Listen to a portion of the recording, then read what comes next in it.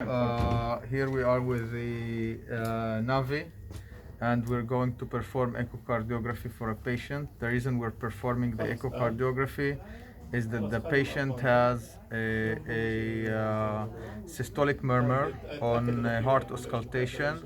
The murmur is radiating to the left axilla, so we think he has mitral regurgitation. Let's see what we find out when we perform the test. So now I'd like you to focus on the screen. Okay. The patient has dementia. He is not very compliant. It will not be very easy to perform this test, but it's important because murmurs in the heart have some importance. The patient is lying on his back because he cannot help us. We will do our best to get a good echo.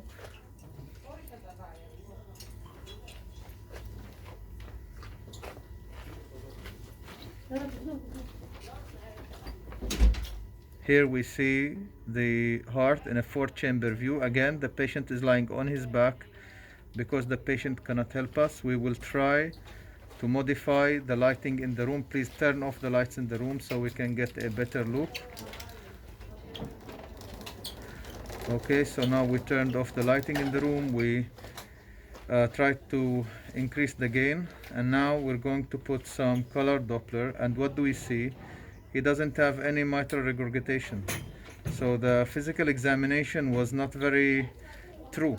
All right, so when you hear a systolic murmur radiating to the axilla, you should think mitral regurgitation, but what we see here is actually aortic stenosis. So this patient has aortic stenosis. Why do I say he has aortic stenosis? Because we see a mosaic pattern of flow on his aortic valve. Now this is point of care ultrasound. The Navi is capable of performing color continuous wave Doppler, but I am not very proficient in that. So it's enough for me to say the problem is not with the mitral valve, the problem is with the aortic valve, and now I'm gonna send him to a full-scale echo. I can try to perform the continuous wave Doppler. This is not a really good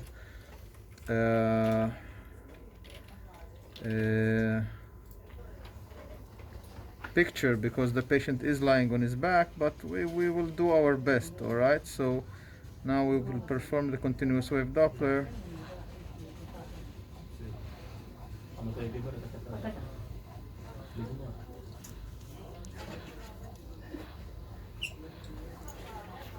And we will measure the maximal flow velocity on the mitral valve. So here I have measurements, and here we have velocity.